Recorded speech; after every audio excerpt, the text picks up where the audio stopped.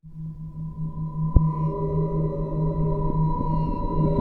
itsy bitsy spider went up the water spout. Down came the rain and washed the spider out.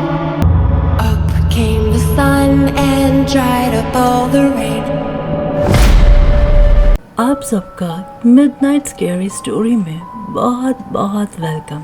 ये कहानी एक शहर की है जिसका नाम हम छुपाना चाहेंगे। इस शहर में कुछ ऐसा हुआ जो आपको हैरान कर देगी। ये कहानी आप जरा ध्यान से सुनिएगा क्योंकि ये कहानी और हॉरर स्टोरी से बिल्कुल अलग है।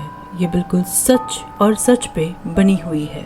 रात का गुप्त सन्नाटा था सिवाय जंगल की आवाज के। वहाँ के कीड़े मकोड़े उनकी आवाज के अलावा बहुत ही सन्नाटा था। चांद की रोशनी भी घने पेड़ों से होकर आ रही थी। इस बहुत पुराने जंगल में आज कॉलेज का रीयूनियन था। कुछ खास दोस्त रीयूनियन होने आए थे। जंगल के बीच उन्होंने अपनी ये महफिल जमाई थी कैंप फायर की रोशनी में। वो सब इस रात को, इस पल को बहुत यादगार बनाना चाहते थे। तभी उनमें से एक लड़का जिसका नाम मार्की था, उसने सबसे कुछ कहा। उसने अपना गला साफ किया और फिर कहा, अगर तुम सब इंटरेस्टेड हो तो मैं तुम सबको एक बेहद डरावनी कहानी सुनाना चाहता हूँ। वो हमेशा से बहुत अच्छा था कुछ भी नरेट करने के लिए। आवाज़ ऐसी कि सब खामोश होकर उसे सुनने लगे।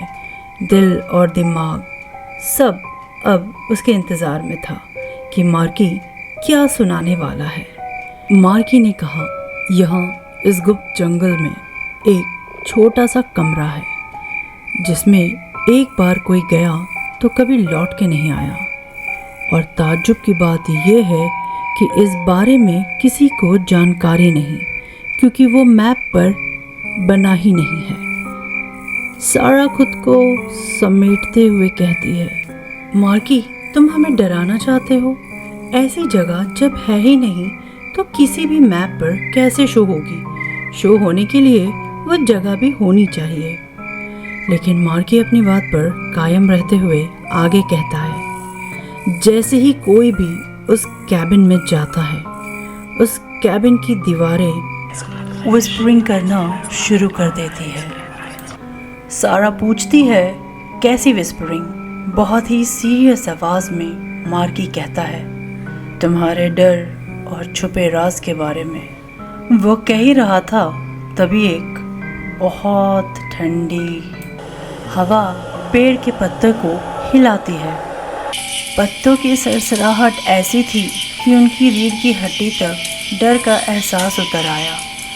कैंप फायर भी दम तोड़ देगा ऐसे तेज और धीमा होने लगा, मानो जैसे वो भी मार्की की कहानी सुन रहा है और डर से बुझ रहा है। मार्की फिर कहना शुरू करता है, कोई नहीं जानता था कि किसने ये कैबिन बनाया या क्यों है ये यहाँ। लेकिन कहा जाता है ऐसी ही रात में जब चांद पूरा हो आसमान में, जो भी यहाँ आते हैं वो वापस नहीं जा पाते। अचानक एक टहनी पेड़ से टूटकर गिरती है। जहाँ वो बैठे थे उनसे कुछ ही दूरी पर वो सारे उस तरफ देखते हैं। उन सबके दिल एक पल के लिए मानो बाहर आ गया था। ओह रिलैक्स, मार्की ने कहा नर्वस अंदाज में। शायद कोई जानवर है। लेकिन वो सब जानते थे कि वो कोई जानवर नहीं था, वो कुछ और ही था। कुछ जैसा बहुत बुरा या उससे भी ज़्यादा, बहुत भयंकर, अदृश्य, असामान्य, जिसे समझा ना सके शब्दों में। जैसे कोई बैठा है बहुत बुरा करने के इंतज़ार में। वो सब लोग कैंप फायर के और करीब होकर बैठ जाते हैं। उनके चेहरों से डर दिख रहा था। हवाएं भी दूरी पर जैसे बहुत अजीब तरह से चल रही। इतना ज़रूर था कि वो लोग वहाँ अकेले नहीं थे। और जैसे जैसे रात गहरी होती जा रही थी, सवाल एक ही था, क्या वो लोग इस रात को झेल पाएंगे या वो भी इतिहास बन के रह जाएंगे। मार्की की कहानी ने उन सब के अंदर डर का बीज तो बो ही दिया था, जो हर गुजरते वक्त के साथ बढ़ता ही जा रहा था। उसी वक्त उन्होंने दोबारा से वही आवाज़ सुनी और ऐसा लग रहा था जैसे कोई उनके गर्दन के ठीक पीछे हो, इतना करीब कि उसकी सांसें उन सबको अपनी अपनी गर्दनों पर महसूस हो रही थी। मानो जैसे वो घना जंगल उनसे कुछ कहना चाह रहा हो, कुछ बताना चाहता हो। राज और परछाइयाँ इन सब के बारे में उन सब के रोंगटे खड़े हो गए, क्योंकि अब आवाज़ और करीब से आने लगी, कुछ अजीब सी भाषा में जो वो नहीं समझ पा रहे थे। सारा कांपती हुई आवाज़ में बाकियों से पूछती है, क्या तुम सब ने सुना? सब ने हाँ में जवाब दिया, क्योंकि अब खुद को और झूठी तसल्ली नहीं देने चाहते थे वो सब, सिवाय टीम के। टीम ने कहा, क्या बकवास है ये हवा है, बस ये चल रही है, ये कर रही है सब हमारे साथ। हम मार्की की कहानी को अपने दिमाग पर हावी होने दे रहे हैं, बस, और कुछ भी नहीं है। क्योंकि जब तक मार्की ने कहानी कहना शुरू नहीं किया था, सब कुछ नॉर्मल लग रहा था। क्यों? क्योंकि हम डरे हुए नहीं थे। समझो, प्लीज समझो, कुछ भी नहीं है, हम डरे हुए हैं। तभी एकदम से हवाएं तेज तेज चलने लगती है और टिम को हवा में उछालकर दूर फेंक देती है और जोर जोर से कुछ फुसफुसाने की आवाज आने लगती है। सभी की टॉर्च लाइट बंद चालू होने लगी। हवाओं में किसी के होने का एहसास महसूस होने लगा। वो जितना डरे हुए थे उतना और जंगल में घुसते जा रहे थे। उनके पास दो ही रास्ते थे, या तो डरते हुए अपाहिज की तरह अपनी मौत का इंतज़ार करते या अपने डर से लड़ते। मार्की ने फैसला किया कि वो ऐसे डर डर के नहीं मरना चाहता, वो डर का सामना करना चाहता था। उसने ये कहते हुए एक बार फिर कोशिश की बंद हुए टॉर्च को चालू करने की, और वो हो गई और बाकी भी मार्की के साथ हो गए। वो अब एक साथ एक दूसरे के पीछे पीछे चलने लगे। वो लोग डर से कांप रहे थे, लेकिन एक दूसरे का साथ देने के लिए अब तैयार थे। हर कदम एहसास होता कि हर कदम के साथ कोई है जो उनके साथ चल रहा है।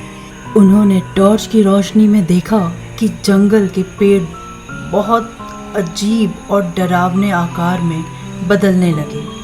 वो जैसे जैसे आगे बढ़ने लगे, ऐसे लगने लगा ये उनका आखिरी कदम होगा। अचानक से सब रुक गए। मार्की और सबने एक बड़ा सा साया सामने खड़ा देखा, जो उन्हें अपनी उंगली के इशारे से अपने पास बुला रहा था।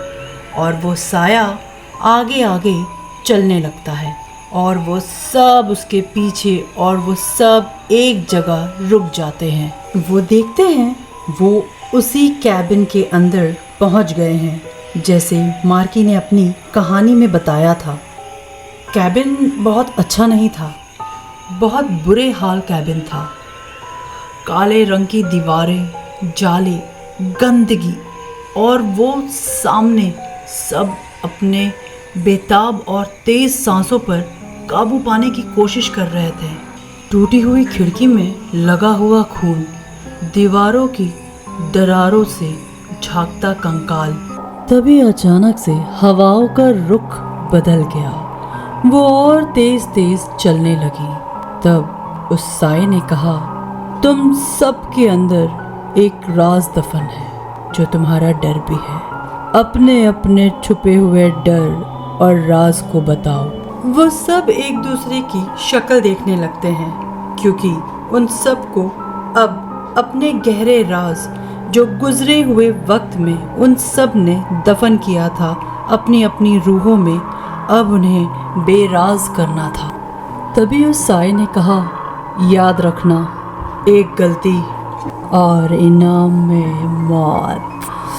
बहुत मज़ा आएगा। तो खेल शुरू होता है। इस खेल में सबसे पहले सारा आती है। सारा हमेशा से आवाज़ उठाने से डरती थी। गलत, वो भी मैं खामोशी से सह देती थी। वो आगे कहती है कि उनके पड़ोस के अंकल उसके साथ गलत हरकत करते थे बचपन में, पर उसने डर से कभी किसी से कुछ नहीं कहा। उस साए ने कहा, तुम्हारे पास 10 मिनट है। सारा कुछ समझी नहीं थी। उस साए ने कहा, 10 मिनट में तुम उस पड़ोसी के घर में होगी। तुम्हें उसे जान से मारना होगा और 10 मिनट बाद तुम अपने आप यहाँ वापस आओगी। उसकी लाश को तुम इस दीवार में लगा दोगी और अगर ऐसा ना हुआ तो तुम इस दीवार के पीछे नजर आओगी। ये बात सुनकर सारा के बदन का पूरा खून सूख चुका था। वो कुछ समझ पाती उससे पहले अगले ही पल वो उसी पड़ोसी के घर पर थी।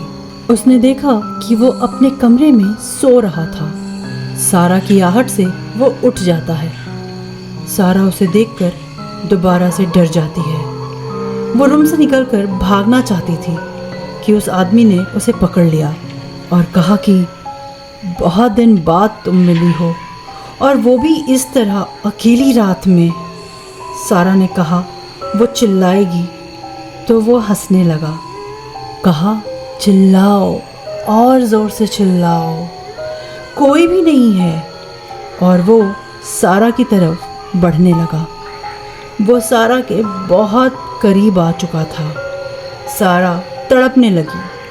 तभी उसके हाथ में खंजर लग जाता है और वो पूरे गुस्से से उस खंजर को पड़ोसी के अंदर तक उतार देती है। वो अपने राज और डर दोनों को मार चुकी थी। उसने ये एहसास किया और अगले पल वो उसी कैबिन में पहुंच जाती है। वो देखती है कि उस पड़ोसी की लाश दीवार के पीछे से झांक रही है। वो जोर से चिल्लाती है। गुस्सा, दर्द और आंसू, इन सब का मिला जुला कुछ एहसास था वो। अब बारी टीम की थी। उस साए ने टीम से पूछा, टीम, तुम अपना डर नहीं बताओगे? टीम बहुत डरा हुआ था। वो जानता था वो अगर बताएगा तो भी मर जाएगा और नहीं बताएगा तो भी। टीम ने कहा कि उसे ऊंचाई से बहुत डर लगता है। उस साए ने कहा कि तुम यहाँ की सबसे ऊंची पहाड़ी से छलांग लगाओगे और तुम्हें पता है ना टीम, तुम ये क्यों करोगे? सब टीम की तरफ देखने लगते हैं। टीम कहता है, हाँ, मैं अपने इस डर के वजह से एक छोटी सी बच्ची की जान जाने दिया था और आज मुझे इसका जवाब देना होगा। टीम उस ऊंची पहाड़ी पर जाता है, आंखें बंद करता है और कूद जाता है। जब वह आंखें खोलता है तो वो उसी कमरे में मिलता है। उस साए ने कहा, तुमने अपना डर और अपना गुनाह दोनों कबूल कर लिया। तुम्हारा डर और राज यहीं ख़त्म हुआ।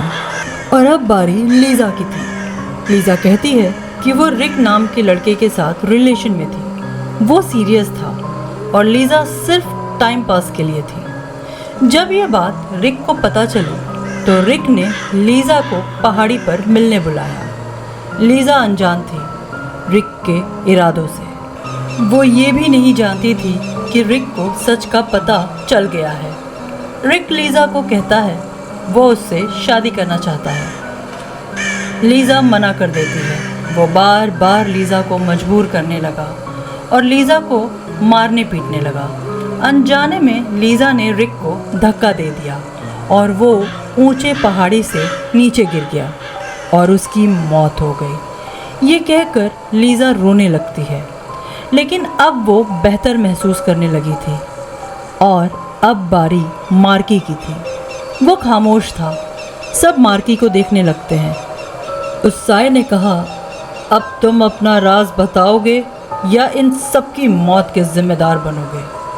सब मार्की को कहते हैं बताने के लिए। मार्की कहना शुरू करता है। वो बताता है कि वो हमेशा से अंधेरों से डरता था। वो बहुत डरपोक और कायर था। वो जितना हिम्मत वाला खुद को दिखाता था वो बिल्कुल भी नहीं था। वो डरता था कि लोग उसे कायर कहेंगे, जीने नहीं देंगे। और मार्की चुप हो जाता है। उस साये ने कहा, अभी कुछ बाकी है। मार्की नज़रें चुरा कर कहता है कि वो अभी भी डायपर पहनता है, और ये कहकर वो शर्म से रोने लगता है। अचानक वो कैबिन में रोशनी हो जाती है। वो एक नॉर्मल कैबिन बन जाता है। भयानक आवाज़ें, हवाएं, सब की सब एकदम से बंद हो जाती हैं और वो दरवाज़ा खुल जाता है। वो सब मार्की को शांत करते हैं और उसे कहते हैं वो अब भी उनका लीडर है। वो सब समझ चुके थे कि अगर वो अपने डर को नहीं बताते और उससे लड़ते नहीं तो वो साया उन्हें उसी कैबिन में दीवारों के बीच दबा देता और उन सब की मौत हो जाती। वो अब जंगल में वापस चलने लगते हैं, लेकिन एक रोशनी के साथ जो उन्हें इस जंगल से हिफाजत से बाहर जाने में मदद कर रही थी। क्या आपके अंदर भी कोई राज है या डर दफन है? अगर है तो आए ना कैबिन ऑफ विस्पर में।